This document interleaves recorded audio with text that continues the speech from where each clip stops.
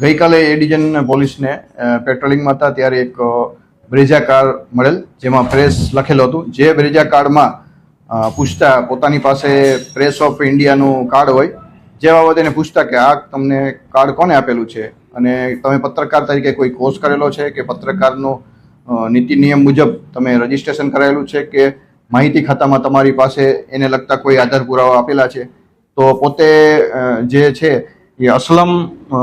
હુસેનભાઈ શેખ, જે બ્રેઝાના ચાલક છે, એની પાસે કાર્ડ હતું અને એ કાર્ડ છે એને ફક્ત 10,000 રૂપિયામાં જે પત્રકાર પ્રેસ ઓફ ઇન્ડિયાના રાધેશ બુદ્ધભટ્ટી છે એને બનાવી આપેલું હતું. એને કોઈ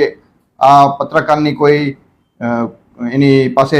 માહિતી ખાતા તરફથી નોંધાયેલ નથી તથા કોઈ કોર્સ નથી કરેલો અને કોઈ પત્રકારનો અનુબંધ, ફક્ત 10,000 રૂપિયા ટોલ ટેક્સ બચાવવા